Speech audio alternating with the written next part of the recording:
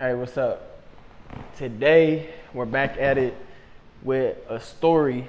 Instead of some motivational speeches, I seen my engagement is better on stories where I talked about how to get money and talked about how I got shot. Those got the most views. So we're going to keep going. A story time. How I caught my first brick plug in Florida. So let's go back to square one. I want to say I'm 21 years old, 22 years old. My birthday was early in the year, and a month after my birthday, I say April, I go drop the diamond teeth.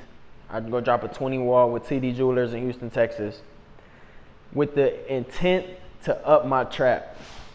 Catch more plugs, catch more plays, because like everybody got the chains, but when you drop the diamonds, it's like, it's so watered down now. You can get a pair of diamond teeth for like 12, 15,000. But like back when I was doing it and everybody in my city was doing it, they was flying in Plug Geo, they was flying in Johnny. So I went to TD, I paid a little 19,000. It was like 18,000. I paid them an extra 1,000 because I flew out to Houston to get it done. I was not on that, oh, I'm gonna sell you the money and you sell me the mouse kit and we do it back and forth. Nah, bro. I'm gonna fly to Texas, get a B&B for 3 days. I need that expedited process. Paid the extra 1,000. As soon as I got off the plane, they picked me up in the Maybach, man. Shout out Black Excellence, Black Jewelers, TD Jewelers, man. They like that. So this is right around that time, April 2022. And it's crazy because I had just caught a plug in California. If y'all know, my people's from LA, so I spent like probably 18 to 23 out in California, 18 to like 24 out in California. I like really in California. Then I ended up coming back to the East Coast where I'm at now. And I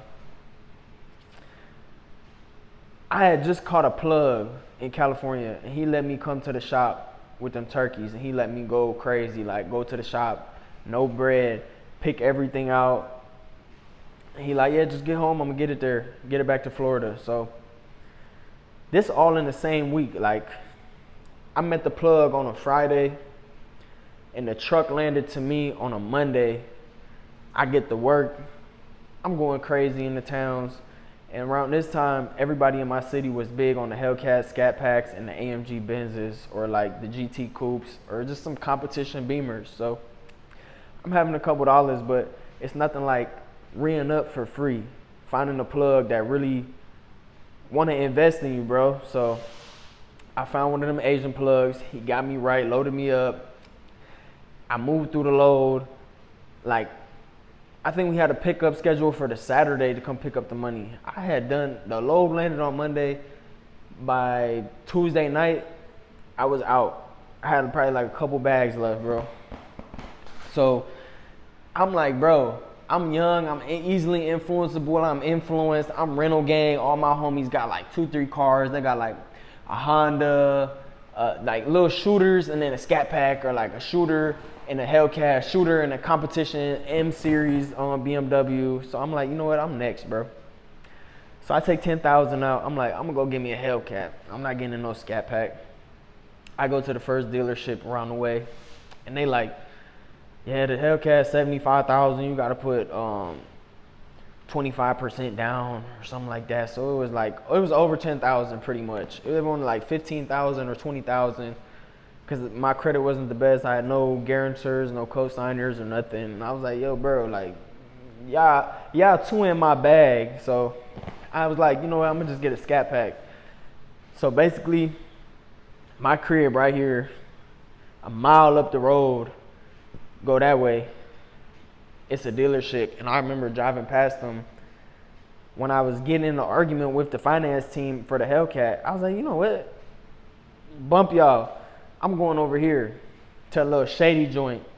I'm gonna go get I'm gonna just go get a Scat Pack, drop a Whipple supercharger on it like my homie did, his Hellcat killer. And I had it in my mind. So I left that dealership in the rental. I go pull up to the other dealership. And when I get there, it's normal. Walk in through the glass doors. It's like 10 employees in there for this small ass car lot with like 50 cars. And basically a lady came up to me first and she was speaking very broken English and I didn't really understand it too well. So I was like, yo, bro, I'm just finna bounce. And then the plug I ran into there at the car dealership, we're gonna use the name Rodrigo for code. All the dates, times, locations, names will be obscured for obvious reasons. And if any police are listening to this, this is all made up for YouTube story purposes. So back to the story. The lady speaking broken English, I'm not messing with that, bro. I'm trying to buy a car. I'm not finna, you know what I'm saying? I'm English. There should be no barrier here when you're selling cars. Like, everything need to be everything. And so basically Rodrigo seen me from across the room about to leave. He in the back office with two other big dudes. Like, there's big dudes, like not big, but like, bro, they're like 6'3", 6'4", like sloppy big. And but they all have veneers in their mouth. And basically they brought me in the back finance room, shut the door, and it's him and his homie speaking straight. They playing the Scarface role, bro. Like, he's speaking straight Spanish, and Rodrigo doing the back and forth, the English to Spanish, the English to Spanish. He's speaking with me. And something I noticed right off the rip, as somebody who's in the game, is they're asking probe questions. They're asking questions that if you know, you know. And I know. So I'm answering them questions sharp as hell. Like, I'm not the police. Like, I was getting that vibe. Like, they trying to test me out if I'm police or not. So basically, he asking, like, how you got the diamond teeth? What do you do? Long story short, I'm going back and forth with him. And he was like, yo, fill out this finance sheet for me, bro. Give me your... And just the way he said it, I didn't like it at all. He's like, yeah, just put your name, address, all this, then. He didn't even ask for a social security number. Until after I reminded him, I was like, you don't need social security. He's like, yeah, put that too. And I'm like, hold on. Let's go check out the car. So basically... He like, wow, what's up? What's up, papi? Dímelo. Like, he trying to like, I'm like, nah, let's go check out the car. So basically we get outside. I didn't like that because they had the door locked too. Like, it's all glass. I could see, I had fire on me. I'm not tripping, but like, why y'all lock the door? That's some real trap shit, gang. Like, y'all locked the door behind somebody. And I had 10,000 on me. So I was popping into it. Like, how much you trying to put down? Like, you got a couple bands? I'm like, man, papi, I got 10. His eyes lit up. And that's when they started asking them questions and probe questions. They trying to figure out who I am. I'm trying to figure out who they is. So we go outside, and long story short, Poppy don't waste no time. He like, yo, bro, so what you fuck with, gang? I'm like, I fuck with the turkeys, bro. He like, okay, I see you getting some money. I see you got the diamond teeth, them permanent or them pullouts. I'm like, come on, bro. We in South Florida, bro. We in Miami, gang. Ain't no pullouts, nothing, bro. So he basically telling me he got them breezies, bro. He from out the way. They be private jetting in. He got them breezies. They got car lots all over the city as they fronts, as they washes. And I'm like, oh, that's what's up, bro. That's what's up. And he like, yeah, bro. So I want you to fuck with us. And I'm like, look, bro, that ain't really my lane. But time out. I got a homie in Tampa who like, that's my brother. Free my brother, man. He fighting 15 years for playing with them breezies right now. Somebody snitched on him. And I always knew in my head, that's not my lane, bro. Like, you get caught with 100 turkeys, bro. That's some shit I could deal with, bro. You get caught with 2 breezies, 1 breezy, half a breezy, depending on how you have it and the circumstances, bro. Your ass going away for some time. 10 plus, 7 plus, don't matter. First time offender, none of that shit, bro. It's no leniency with dope. And but he knew I was back and forth from California. We fuck around on the turkeys, and he already having plugs, but he, you know what I'm saying, he paying the price what he paying because he getting it safely. And he always told me if I ran into the amigos to lock in, basically grab him, come fuck with him, we gonna make some money. And so untime out. When Amigo telling me about all this shit, I'm thinking about my homie over there in Tampa. So I'm like, I'm not too much going for it, especially because the shit he's saying, like, he on some shit like, yeah, bro, we'll hit you with this package, but you need to let us come to the crib. You need to let us get photocopy your IDs, I basically told him I was living with my grandma, so he shot that back at me. He was like, yeah, I need your grandma ID, all this and that, your social security, because basically we're going to come kill your ass if you play. So that was like, nah, gang, I'm cool, bro. Like, I got a flow. I'm doing my own thing right now. You know what I'm saying, bro? Why break what I got going on to come fuck with you? You a random. Like, I noticed how them situations start, but I wasn't too particularly fond of that situation. But in my head of heads, I knew that bro could move him, and I'm all about the bag. So he basically telling me this crazy ass, fake ass story. Later to come to find out, he just used me to move some bad dope.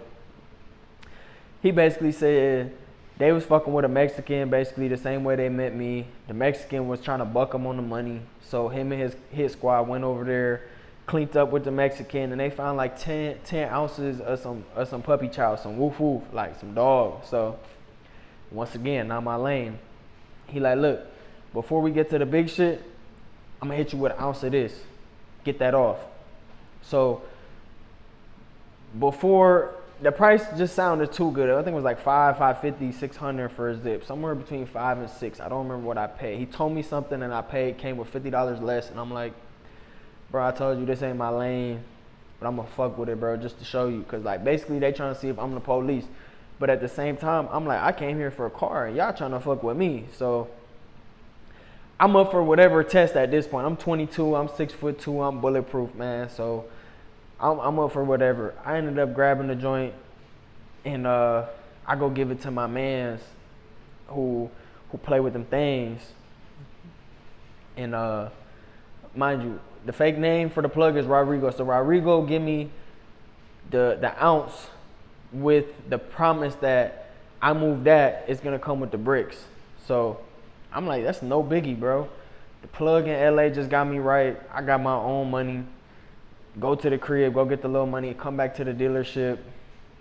Oh, mind you, when he said, I'm gonna give it to you, I said, all right, go get it. And he like, oh, it's not here. I'm like, all right, well, go get it. I'm gonna go get the money. So when I go to the crib to go get the money, I FaceTime him and show him all the racks I got. He fucks around. He say, hold on. He arguing with some girl in the back. He like, hold on. Yelling at the girl. He like, man, fuck that bitch. He go to the back room. If you've been fishing before, a tackle box, man, it got like, instead of a toolbox, where if you're looking at a toolbox from the front, my view, there's like 2 latches and it lift open. A fishing toolbox, it's a toolbox, but it got the pops on the top. So you pop, you lift it up, and it has like under the top, like you open it, and it has a shelf right here, and then open space in the middle. He opened 2 fake Louis V cases, Louis V suitcase. It might have been real. He's playing with them things. But I was like, it's too much color, whatever. He opened them. I'm talking about straight breezies in them motherfuckers. I'm like, ooh, he that man. He the man. I done ran into the man trying to get a scat pack, bro. So mind you, around this time, we wasn't living the best, bro. My first thought is, let's rob the Migo, man. Let's rob his ass. He playing. He asking too many questions already. Let's just rob his ass. So I tell my mans over there in Tampa to get down. He like, nah, gang. Let's not rob him. Because this is my lane for real. He like, your ass going to get killed fucking with them Migos. They already got you on camera, all this, that, and the third. He like, it ain't going to be too hard for them to find you. So I'm like, all right, yeah, I'm wilding. Let me just chill. So, man, this all culminated in one day, too. We linked back up at the dealership. I grabbed the zip of the year. Mind you, I don't know shit about it. So I'm like, I'm in the car looking. I'm like, this shit look like fucking chocolate powder, gang. Like, what the fuck? Like, you know what I'm saying? I don't really know too much about it. So I hit the road. I go straight to Tampa, give it to my boy. The only person I know who is not federal, bro. Like, you feel me? I knew a bunch of people in my city, but they just was like, when it really came down to crunch time when I'm making them calls, they was giving me Fed vibes, bro. Like, they on some scary shit because they know I'm in this lane and I'm coming with this. So I'm like, man, fuck all that, bro. I'm going to just go to my boy, drop it off. And he basically tell me, like, I'm not finna pay you because I don't know what it is yet, but I got a girl who mess with it, and she in the streets with it for real. Like, she play with them smokers, bro. So I'm like, all right, bro, whatever. It's a couple $100. We doing big business, you and me on the side. And I'm like, this for the greater good anyway. Just move it, hit me. I'm going to go back to the spot. I get back to Miami around like probably like 5, 6 o'clock, and by this time the plug had called me, and he doing more probing. He like, "What you doing tonight?" I'm like, "Man, I ain't doing too much shit, bro. Like, probably just gonna go pop out with the bros, get a couple of drinks." He like, "Meet me at this club right here." So mind you, my crib here, the car dealership a mile up the road to the right. Like literally a mile from the crib. You go up the road, 0.8 miles, go that way, 0.2 miles, it's there. And then the club is you go a mile up, 0.7 miles up here and a mile that way, and the club there. So we end up meeting back at the club rendezvous point at the club called Cynthia's. We gonna meet at Cynthia's about 10:30, and he told me be there on point, like be there, be square. So I'm like, all right, bet. I pull up probably like 5 minutes early. I get out the car, I'm on the phone, and I'm looking, waiting for him. It's so many cars in the parking lot. I'm not thinking he about to be on no movie shit. This man really pop out a blacked out car, no lights on, the little satchel bag on, little Mexican shirt tucked in with the pants, with the little leather shoes, with the tips on them. I'm like, man, this man funny as hell, bro. He a real Colombian, bro. So we get there and he like, bro, who you talking to? Who you talking to? I'm like, bro, I'm plugging shit. You not the only one. Me go chill out, gang. He like, all right, my bad. I'm wilding. I'm like, yeah, you wilding. We end up going in the club, getting some food, seeing some butt, throwing some money, and it was fun little night. By the time we leave out the club, it's probably like midnight, and he like, what you about to do? I'm like, probably gonna go home. He like, nah. He doing some more probing shit, trying to see if I'm the police. And he like, let's go to this other club I know. But on the way there, let's get some powder. Hit somebody up for some powder. He like, you say you know people, right? I'm like, yeah, it's nothing. Call my amigos, and I had the man follow me there. We pull up, we go fuck with the amigos. I tell the amigos on the way there, I'm like, yo, bro, don't fuck around. This a real plug, gang. He like, oh, I got you. So I get the shit. I get like a little 8-ball. I think they charged me $200 for it. And I go to the car, I leave. I don't tell him I got the Migo with me in the parking lot. So the Migo in his car, I pull up, bag in next to him. I hop out, get in his car, give it to him. And he like, man, this is some bullshit. I'm like, shit, bro. Like, if you got what you say you got, we in business. Don't worry about all this other shit. I got it for you. You feel me? And it's probably like 1 a.m. now. He get in the car. When I'm in the car with him, he open that motherfucker up. He hit it 2-3 times. Poof, poof, poof.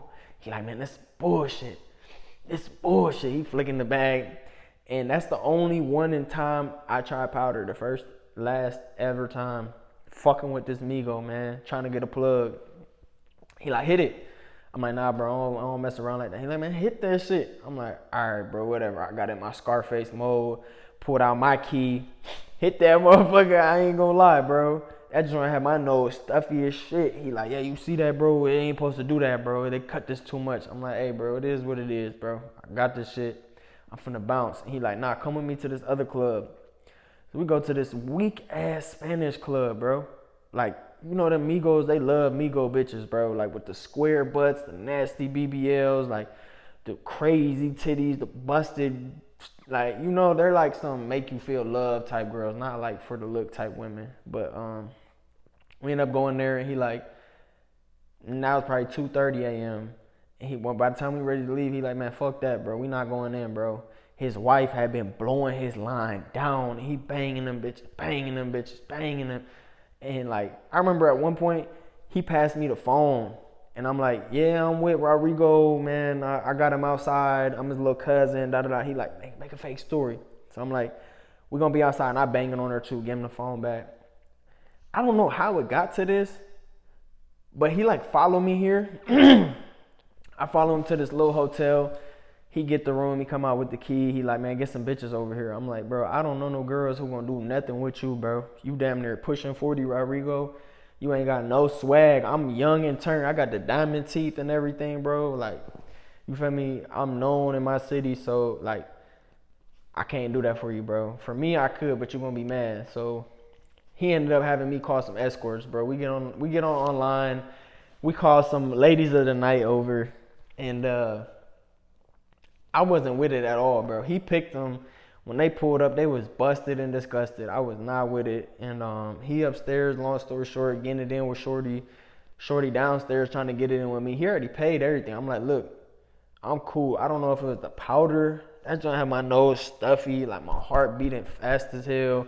And I just couldn't get Lil Buddy up. Lil Buddy was there. She was rubbing on there. She was rubbing on me. I'm like, bitch, get up off me. Word up. I'ma just smoke. I rolled up, smoked in the telly. He got his rocks off. His wife's still calling. So this is probably like 4 a.m. And he like, all right, bro, I'm gonna go in. I'm like, all right, call me tomorrow.